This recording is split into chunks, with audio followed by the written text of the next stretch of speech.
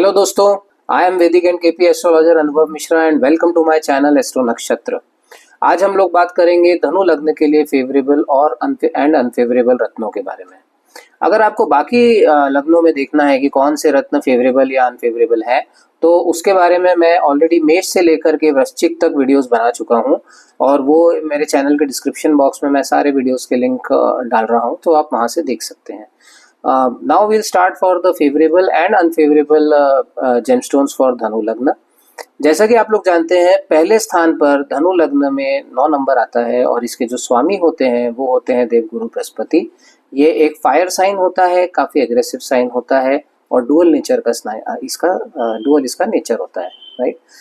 धनु लग्न के लिए जो सबसे फेवरेबल रत्न बनते हैं वो होते हैं देवगुरु बृहस्पति के रत्न पुखराज।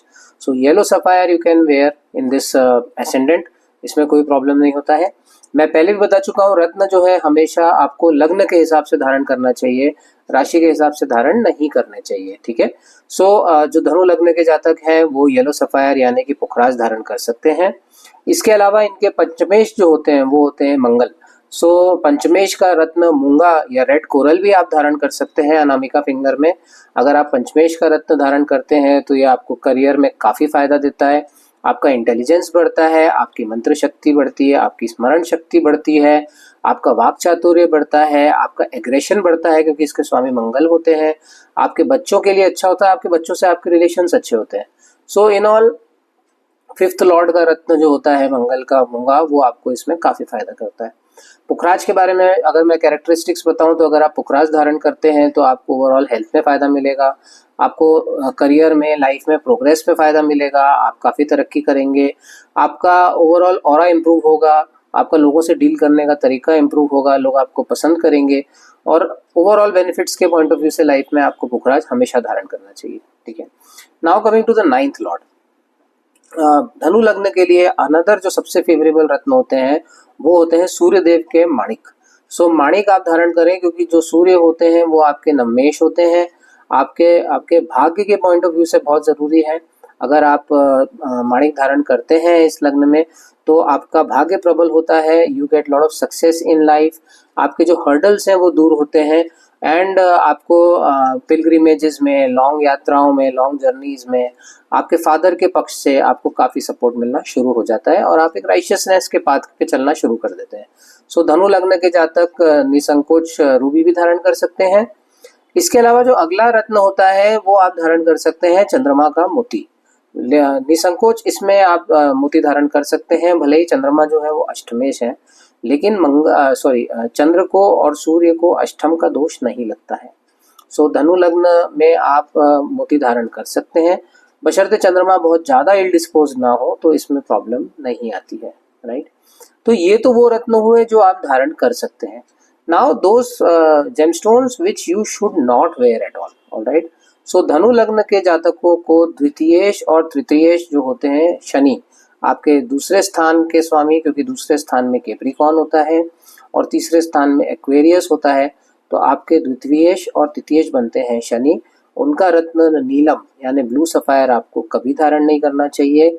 अगर शनि थोड़े भी डिस्पोज्ड हुए, गलत नक्षत्रों में हुए, गलत प्लैनेट्स के सबलॉर्ड में हुए, तो वो आपको काफी मेजर नुकसान पहुंचा सकते हैं। Okay, so stay away from blue sapphire, alright. दूसरे जो रत्न इसमें आपको धारण नहीं करने चाहिए वो होते हैं आपके 6th हाउस लॉर्ड वीनस का जो रत्न होता है वो होता है डायमंड। सो डायमंड, ओपल, वाइट सफायर, ये जितने भी इस प्रकार के रत्न होते हैं ये आपने धारण नहीं करना चाहिए क्योंकि वीनस जो होते हैं वो इस जन्म कुंडली में 6th हाउस के लॉर्ड होते हैं, आपके रोगेश होते हैं, आपके जीवन में रोग, समस्याएं, ऋण, शत्रु सब कुछ बढ़ा सकते हैं। उसके साथ साथ वीनस जो होते हैं वो एकादश के भी स्वामी होते हैं।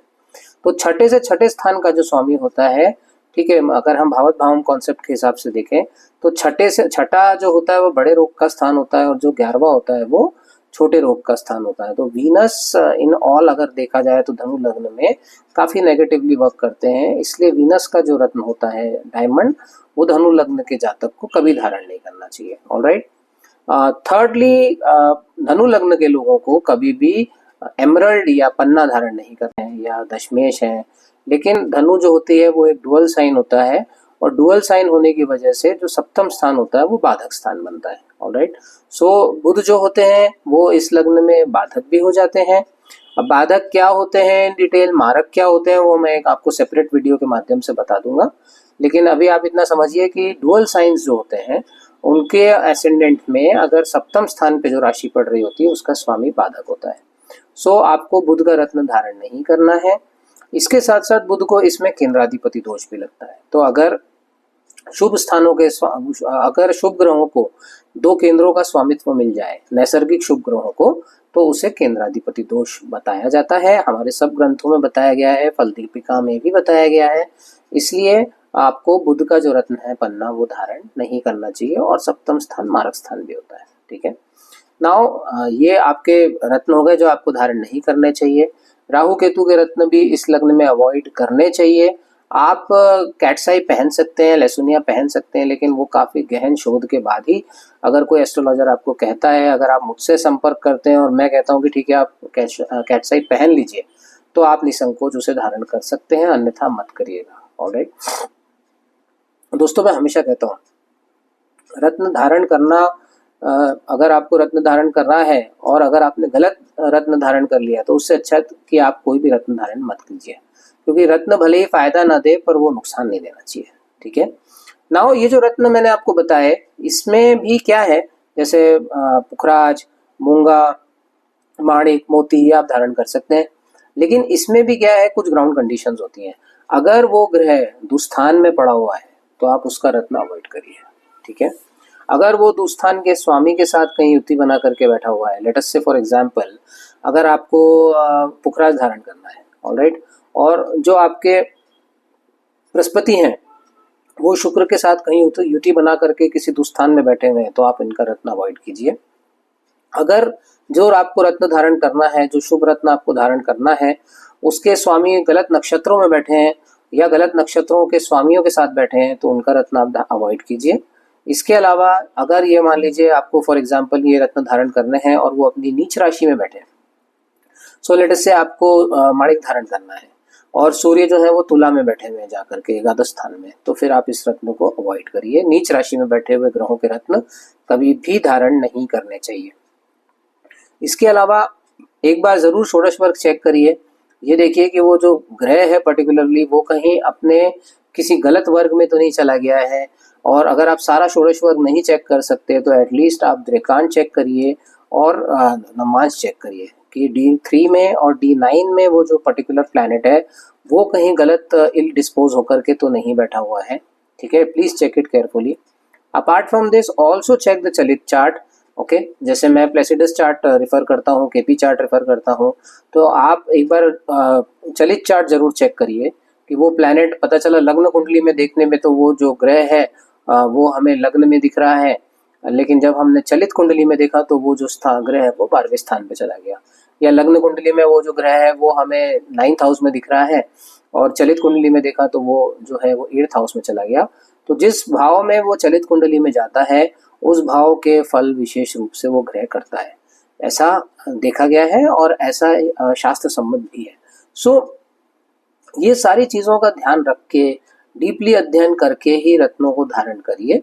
Okay, and if you want a consultation from me, if you want to get in touch with me, my details are mentioned in the description box.